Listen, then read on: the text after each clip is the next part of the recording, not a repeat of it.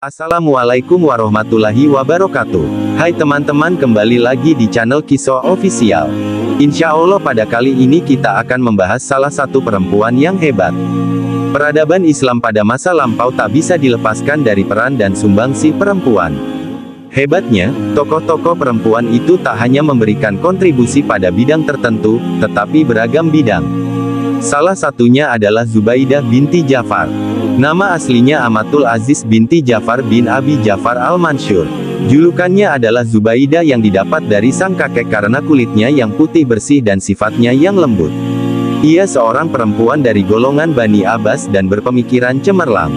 Beliau dilahirkan pada tahun 765 Masehi, tepatnya saat pemerintahan dinasti Al-Mahdi. Ia dinikahkan dengan salah satu khalifah Abbasiyah, yaitu Harun ar-Rasyid pada tahun 781 Masehi. Dari hasil pernikahannya dengan Harun ar-Rasyid, lahirlah seorang anak yang bernama Muhammad bin Harun al-Amin.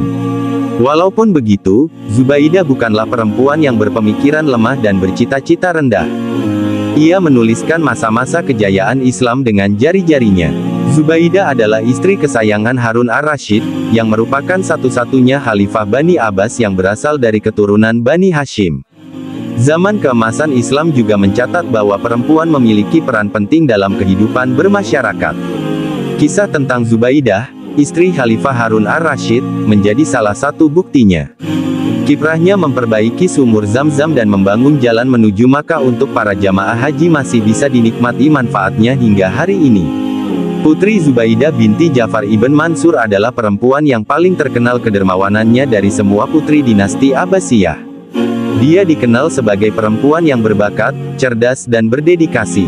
Putri Zubaidah melakukan banyak proyek yang berorientasi pada pendidikan, kesejahteraan dan penelitian selama masa hidupnya. Ibnu Katsir rahimahullah berkata tentangnya, dia adalah wanita ahli ilmu dan ahli fikih.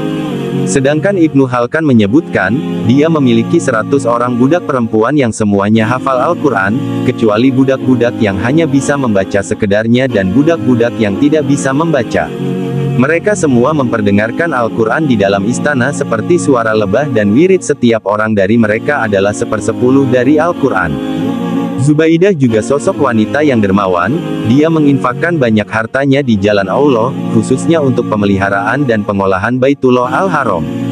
Bahkan Al-Makki mengatakan, melalui tinta beberapa ahli sejarah menyebutkan bahwasanya dia sangat memperhatikan penggalian sumur-sumur di wilayah Arafah, Mina, dan Mekah. Sehingga pada saat perjalanan haji ke Makkah, sang putri melihat kondisi tanah suci yang sedang mengalami krisis air untuk minum para jamaah haji. Mereka perlu pasokan air yang layak karena kekeringan sampai membuat debit sumur Zam-Zam berkurang.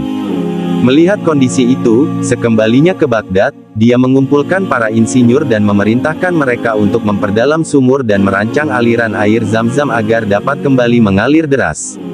Zubaidah memanggil bendahara dan memerintahkan untuk menyediakan insinyur serta tukang bangunan dari seantero negeri. Mereka diperintahkan membuat saluran air sepanjang 10 km dari Makkah hingga Hunain. Peran Zubaidah tak berhenti sampai di situ.